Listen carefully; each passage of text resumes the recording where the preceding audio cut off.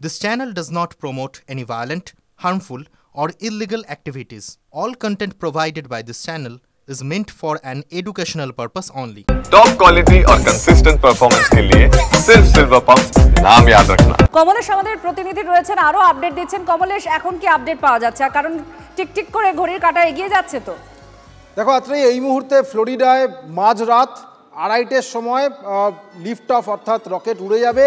আর কিছুক্ষণ বাকি, ভারতীয় সময় 12টা 1 মিনিটে রকেট, ফ্যালকন রকেট উঠবে। এই মুহূর্তে যে আপডেট স্পেসএক্স থেকে আমরা পাচ্ছি, ইলন মাস্কের রকেট সংস্থা স্পেসএক্স তারা জানিয়েছে পুরোপুরি তৈরি রয়েছে ফ্যালকন 9 রকেট, এবং ফ্যালকন 9 রকেট যে কোনো রকেটের যে জ্বালানি সেটা শেষ মুহূর্তে ভরা হয়, সেই জ্বালানি ভরার যে কাজ সেটা শুরু হয়ে গিয়েছে।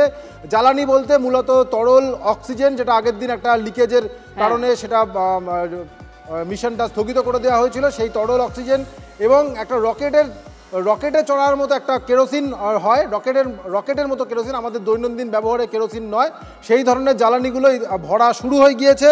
Falcon 9 rocket propellant load of Falcon 9 rocket is underway, এবং পুরো সিস্টেম এখনও পর্যন্ত ঠিকঠাক কাজ করছে, কোনো রকম কোনো সমস্যা এখনও পর্যন্ত নেই। জ্বালানি ভরা হয়ে গেলেই ফাইনাল কাউন্টডাউন শুরু হয়ে যাবে, এবং 12টা 1 মিনিটে ফ্যালকন 9 রকেট, যার মাথায় বসানো ড্রাগন ক্যাপসুল, যেখানে 4 জন মহাকাশচারী রয়েছেন, তারা সেই রকেট উড়ে যাবে আন্তর্জাতিক স্পেস স্টেশনের দিকে। আত্রেই আপনারা শুনলেন, আমাদের প্রতিনিধিও জানিয়ে দিলেন কোনো বিপত্তি নেই, এবার জ্বালানি ভরা শুরু হয়ে গিয়েছে। আর সময়ের অপেক্ষা কখন এই যান উড়ান নেবে, অর্থাৎ 12টা 1। একেবারেই যতবারই আমরা এই কাউন্টডাউনের কথা বলছি, আর মাত্র 24 মিনিট বাকি, আমরা সেই কাউন্টডাউন দেখাচ্ছি। 24 মিনিট বাকি। আত্রেই কমলেশ আমার সঙ্গে ছিলেন, আমরা কথা বলছি, কিন্তু এই মুহূর্তে আমি প্রাক্তন ডিরেক্টর পজিশনাল অ্যাস্ট্রোনমি সঞ্জীব বাবুর কাছে যাব। সঞ্জীব বাবুর সঙ্গে একবার কথা বলবো। সঞ্জীব বাবু, যতবারই আমরা এই বিষয় নিয়ে কথা বলছি, এই মিশনটা নিয়ে একটা বিষয় বারবার মাথায় আসছে, আজকের তারিখটা অত্যন্ত গুরুত্বপূর্ণ। আমরা সবাই জানি আজকে কত তারিখ, আজকে 25শে জুন।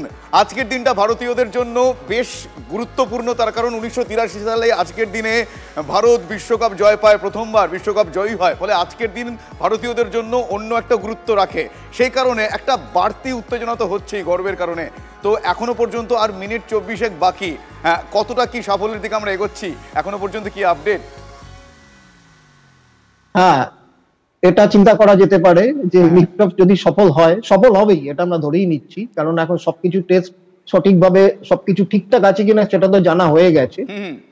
এবং শুভাংশু শুক্লা আগামীকাল ইন্টারন্যাশনাল স্পেস স্টেশনে ডকিং করার পর প্রবেশ করবেন এবং 14 দিন কাটিয়ে আবার ভারতবর্ষে অর্থাৎ আমাদের পৃথিবীর মাটিতে ফিরে আসবেন। ফলে এটা কিন্তু আমাদের সেই বিশ্বকাপ জয়ের মতোই ভারতবাসীদেরও ইন্টারন্যাশনাল স্পেস স্টেশনে প্রথম ভারতীয় মহাকাশচারী হিসাবে শুভাংশু শুক্লার যাত্রাটা একটা জয়ের মতোই ব্যাপার। একদমই তাই। আচ্ছা, আরো একটা বিষয় আমি আপনার কাছ থেকে জানতে চাইবো যে এই ধরনের মিশনে আমাদের অবশ্যই নজর থাকে যে কোন কোন বিষয়গুলোর ওপর এক্সপেরিমেন্ট হবে। মূলত আমরা জানি যে শুভাংশু 7টা অত্যন্ত গুরুত্বপূর্ণ এক্সপেরিমেন্ট তিনি লিড করবেন, সেগুলো যদি একটু সংক্ষেপে বলেন।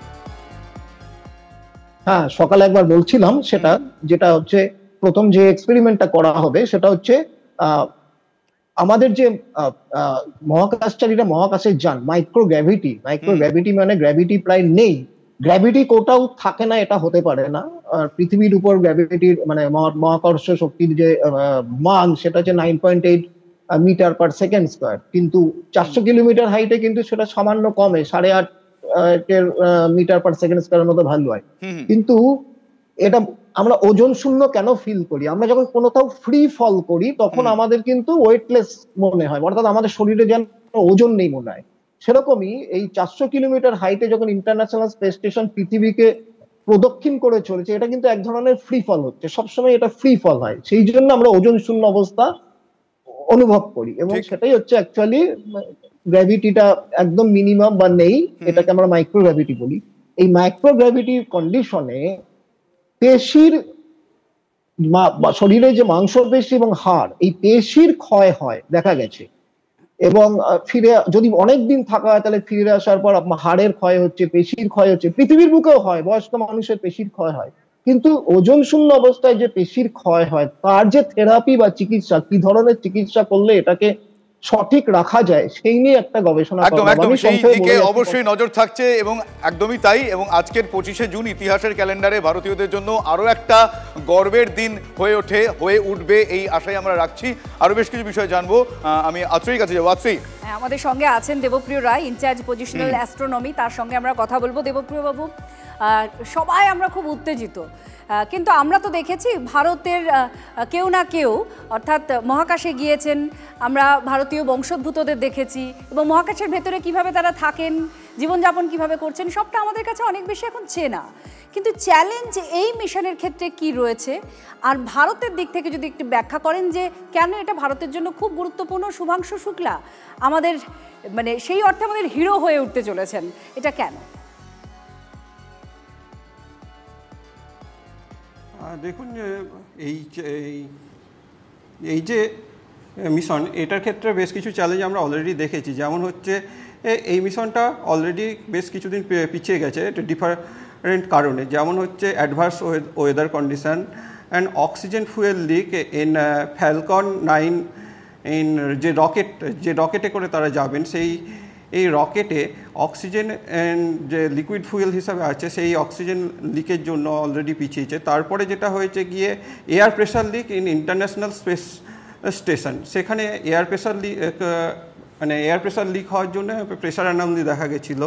সেই জন্য অলরেডি আমরা যেটা দেখেছি যে বেশ কিছুদিন এই যে মিশন সেটা অলরেডি পিছিয়ে গেছে।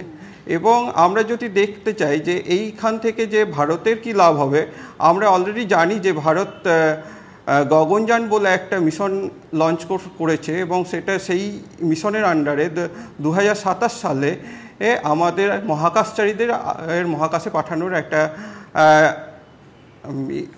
প্ল্যান আছে। সেই প্ল্যানের ক্ষেত্রে যেটা আমাদের সুবিধা হবে যে আমরা এই বিভিন্ন ইন্টারন্যাশনাল কোলাবোরেশনের ফলে যে মহাকাশচারীদের মহাকাশে পাঠাচ্ছি, তার ফলে তারা কিভাবে এই মানে ডকিং হবে আসবেন শুভাংশু শুক্লা, যেটা ভারত তার পরবর্তী এই যে মিশন সেখানে কাজে লাগাতে পারবে। আর সেই জন্য এই মিশন ভারতের জন্য খুব গুরুত্বপূর্ণ। ভারত, হাঙ্গেরি, পোল্যান্ড এই সমস্ত দেশ রয়েছে, এই দেশ একসঙ্গে মিলে এই মিশন করছে। আমরা এই মিশনের প্রত্যেক মুহূর্তের আপডেট আপনাদের সামনে তুলে ধরছি।